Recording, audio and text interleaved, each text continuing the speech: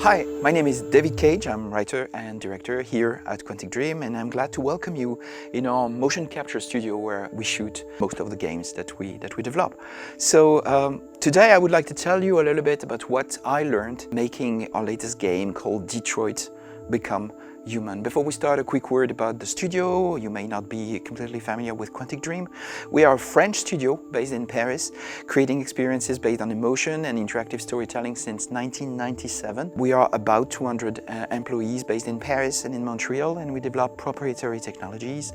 We have in-house motion capture, as you can see, an Atmos sound studio, and we are pretty much autonomous in creating the games that we make.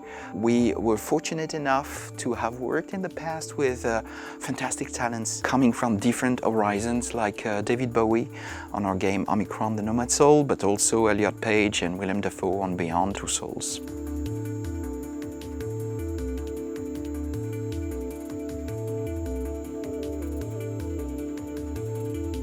So let's talk about interactive storytelling. Of course, it's hard to talk about Detroit Become Human without talking about how we approached storytelling and how we define it for years at Quantic Dream as a new way to tell stories. Telling stories is one of the oldest human activities. It probably started as soon as language appeared. In the Western world, the first traces of storytelling appeared with Gilgamesh in 1800 BC. Of course, the Iliad was also a big masterpiece that established the rules of storytelling for the Western world. But at the same time, Aristotle, in 400 years BC, really wrote these rules and formalized what it means to tell a story and the structure of storytelling. And surprisingly, these rules have not really changed since then. We still today, in Hollywood or in the games we make, we follow exactly the same rules that were established by Aristotle. But storytelling is actually not only in books or in films, it's all around us. It's in sports. For example, you can really tell the story of a game. It's in the news, it's in commercials, it's of course on TV and on all the streaming platforms today with TV shows. But it's also in politics, it's also in religion. Basically, everything is a story, because a story is a way to give meaning to events. Whatever happens to you in your life, whatever message you need to communicate, it will be stronger if you do it through a story than if you just try to explain it. And we can see this, new trend also appearing in storytelling. As I said, storytelling has not really changed over the past 3,000 years. We changed the story we tell, but actually the rules behind storytelling have not really changed. But now we see a new trend appearing of interactive storytelling that appears through immersive theater. That is a new trend in theater where actually the audience becomes part of the play, which is completely new. But we also see it in location-based VR, where basically you wear a headset and you can move around in space and tell your own story.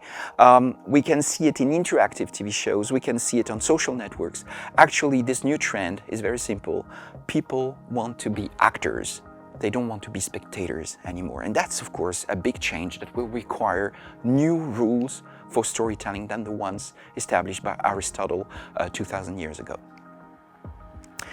And of course, video games take that on board, and more of them include a storyline now. And actually, most of the games that people, enjoy and talk about have a strong storyline and strong characters. And there's a reason for this. I mean, a story brings you a lot of things that only storytelling can do. Of course, it creates an emotional attachment, which is something very important.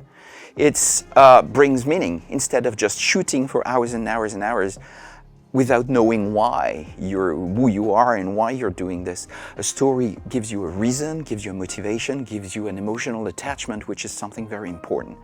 And most of all, it will make the experience memorable.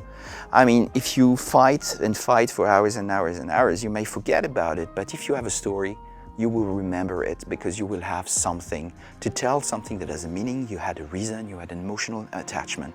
And you can really summarize this statement in one line. Players may forget what they did, but they will never forget what they felt. And your memory is really based on emotion. It's easier to remember emotion than which button you pressed when you were playing. So that's something very, very important to understand. I hope I intrigued you about interactive storytelling in general, because I really believe it's a fascinating genre. Whether you work on an RPG or a shooting game or an action game in general, storytelling is something that you may consider because it will create emotional attachment, involvement, immersion, and it will probably make your game better in a way or another.